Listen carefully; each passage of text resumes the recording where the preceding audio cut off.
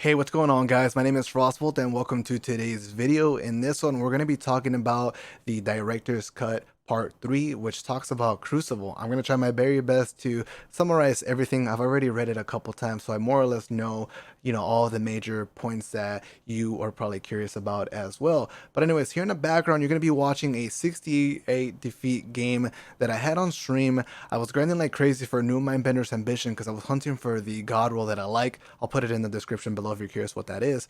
And I got something really, really close to it, super close. So I was like, all right, we're going to try it out. First Crucible match, and dude, I just went off with it. So definitely enjoying it. I wasn't going to upload it because it's just your regular, like, shotgun ape playstyle and stuff like that, but it makes good background gameplay. Anyways, let's talk about the Crucible stuff.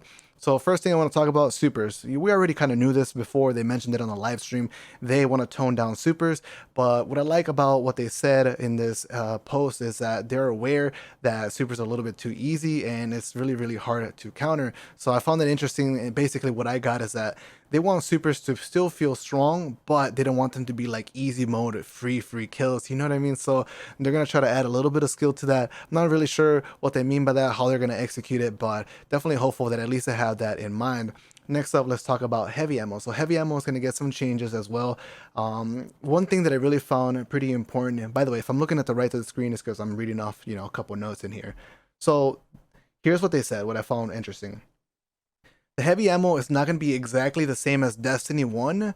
When a player cracks open the heavy crate, other players have a window of time to interact with it to get their heavy ammo. So I find that pretty interesting. I like that they pointed that out. So definitely the heavy ammo is going to be a little bit different in the way that you engage towards it. So, for me personally, as much as I play this game, I really find heavy ammo to kind of be annoying. It's fun to some extent. I definitely like having machine guns sometimes to get like so many kills, but after a while it just becomes too much and it's just like, man, you just want to have that regular gunplay without getting rocket launcher, getting Warcliffe coil. You know what I mean? So I'm definitely excited and looking forward to that because it will not hinder the flow of the match as much. Anyways, let's keep moving on. So the next thing they're going to be talking about is doing some quality of life improvements to PvP because they haven't been, giving it too much attention. So that is pretty good. They are going to be removing the quick play and competitive nodes, but basically they're just renaming it. So quick play is going to become the classic mix. It's going to be a connection-based playlist like quick play today, and it's going to have like regular modes like control, clash, and supremacy. So that's pretty nice. They added supremacy into the rotation. Some of us still prefer the old Destiny 1 style where we would have to be able to choose different modes. Like if you want to do control, you could do control. If you want to do clash, you could do clash. But, it's like benefits and negatives to both kind of ways, right? And another big thing is, yes, they have switched the competitive playlist around. Now it is going to be 3v3. Before you would know competitive playlist to be 4v4 with survival, countdown, clash, control, right? And now they're actually turning it into 3v3 survival. So when I heard or read 3v3, I was really, really excited because, I love 3v3. I come from Destiny 1. I consider myself an OG PvP player, and Skirmish was one of the most popular modes for competitive play, not just for tournaments either, but I love the tournament play 3v3 setting, but just in general, playing Skirmish was just so much fun, and they're bringing that back, and I'm really excited because, they did mention threes is kind of like the perfect pair or the number, I guess, when it comes to Destiny. Like, yeah, it makes sense. You go 3 people in a nightfall, 3 people in a strike, you know what I mean? 3 people when you're fighting for a patrol or something like that. And it feels pretty nicely for comp. So I'm really excited about that because that's getting really close to being like actually competitive. If you've watched my streams in the past and hear like my ideas about comp, it's like I don't really see comp as an actual comp playlist. Like it's just, I don't know, it's just a different mode with a different name. Like I don't really see it as competitive. So maybe with this it's going to be a little bit different. But then there's the other part about it where I'm just like, I don't know. They said it's going to be survival only. So I'm like, damn, I'm going to miss Clash because Clash is so much fun to play at competitive level, and survival, I don't know how I'm going to feel about it, but I'm going to give it a try. I'm going to keep an open mind and see how it turns out. Maybe it's just something that after playing for a while, you get used to it. And at a competitive level being 3v3, it'll just play way better. So definitely looking forward to that. Another big thing for a lot of us, is going to be they added solo queue. So if you're a solo lone player, let's go, baby. Now you can play solo. You don't have to worry about matching stacks of 3 players and getting puff stomps. So that's Really perfect, honestly. You know, not just for me, like I like to play solo a lot, but I know like a lot of the community, like they just play solo. They don't have friends or they don't want to go to LFG and meet people. You know, sometimes the friendship process is a little bit toxic because people just give you so much shit if you don't play a certain way or use certain weapons. So that's really, really good. I'm hoping that's going to make a really good impact for the community and the population for comp. So they're gonna add 6v6 and 4v4 as their own playlist. They're gonna be like weekly rotations. So you know how we have Lockdown, Breakthrough as featured playlists. So that's what we can expect about 6v6 and 4v4 as well. I'm trying to see if I have anything else here to take a look. They did mention they're gonna take a look at the matchmaking, and I'm trying to find that here in this post to get like a word by word to let you know, but they are going to be changing the matchmaking because they're going to be getting new players.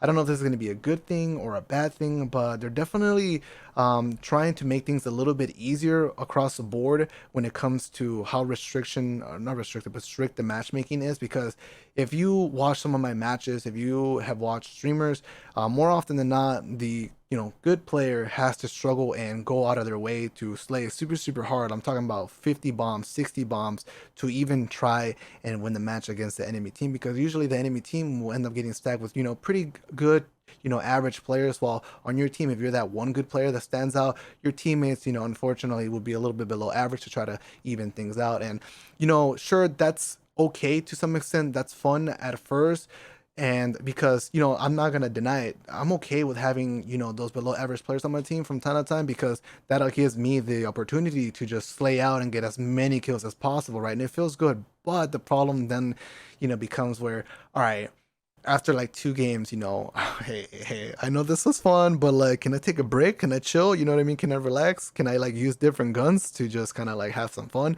But it's like the matchmaking is like, no. You want to use Skyburner's ult, bro? I'm expecting you to drop 60 kills with that Sky Rifle and try to slay. It's like, oh, bro, you're just chilling. You're just trying to sit back, talk to some friends, use wardens and all. No, you're going to have to slay out, bro. Otherwise, you're going to get mercy. So at least that's my experience. I know some people might, see where that's coming from, but it's not going purely connection based matchmaking either. So don't worry if you're that casual player that's scared to get puff stomp and stuff. They're also keeping that in mind. They're just trying to be more thoughtful of the top player, and they're going to look at matchmaking, especially because we're going to be getting new players. The last thing you want is to get a level 1 player on your team and have him drop like 2 kills or 2 assists and then just lose the match, right? So that's pretty important.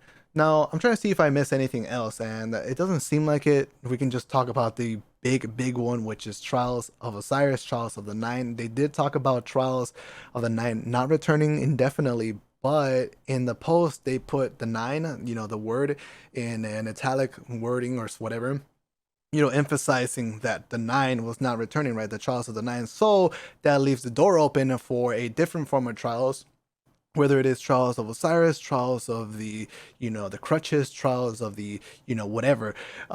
That's going to be a possibility in the future. We can see Trials returning, so I'm really excited about that. It's not confirmed, but it's definitely hinting and just letting putting it out there in the air, like, yeah, it's coming back. And I'm really excited because it's going to be 3v3, and they talk about and reflect about how Trials 1 was like really good, and they realized Trials of Osiris wasn't as flawed as they thought, with the whole revive spam, the self-reds and all that, and they try to improve it, but they failed. So I'm really happy at that. I'm excited, and there's just a lot of good stuff to talk about.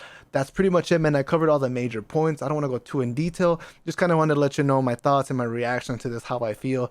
And yeah, man, let me know your thoughts in the comments below. I might have missed a couple things, but I wanted to fit it into this live commentary or the match itself. But yeah, that's it, man. Thank you for watching. I'll catch you guys next time. Peace.